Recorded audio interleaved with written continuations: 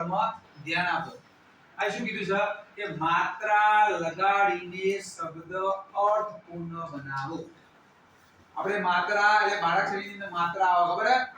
કાનો, હસ્વઈ, દીર્ઘઈ, અશ્વઉ, એક માત્ર, બે માત્ર, કાનો માત્ર, કાનો ને બે માત્ર અને ટપ આ માત્રા આવે. હવે આ બધાને શબ્દ લગાવ્યા મૂળાક્ષરો. હવે તમારે એના માત્રા લગાવવાની છે. અને માત્રા લગાવીને આ તમારે શબ્દ અર્થપૂર્ણ બનાવવાનો છે.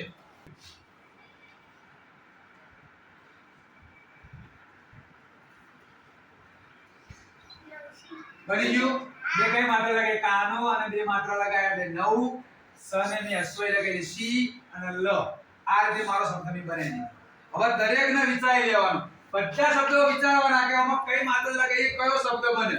વિચારી લ્યો અને પછી આપણે એક એક વિદ્યાર્થીને ઉભા કરીએ.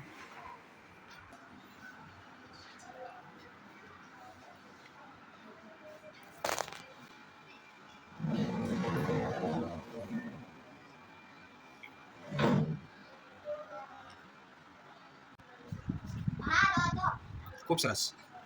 આદિત્યસિંહ,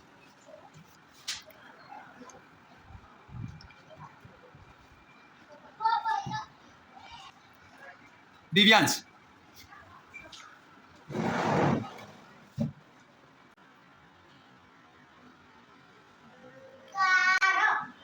પ્રિન્સ,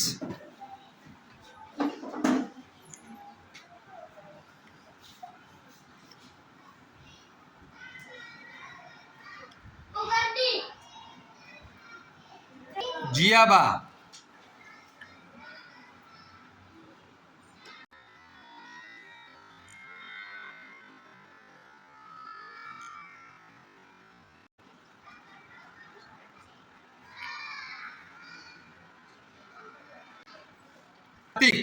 કાર્તિકજી,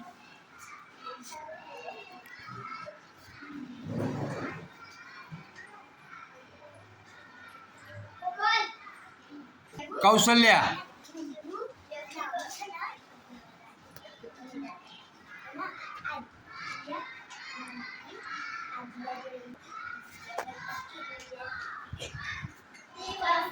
અશ્વપાલસિંહ,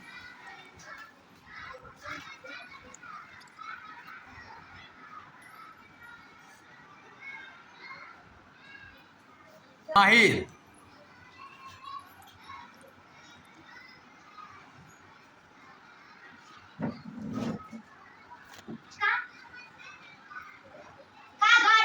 કૃષ્ણા,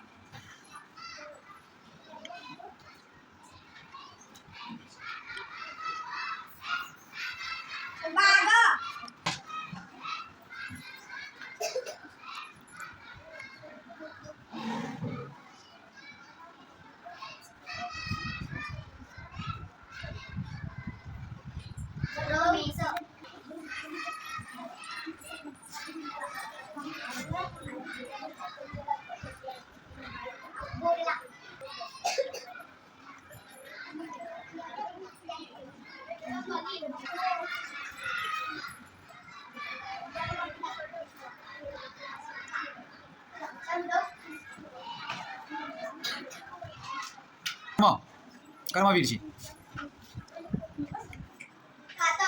સરસ. ટેબલ,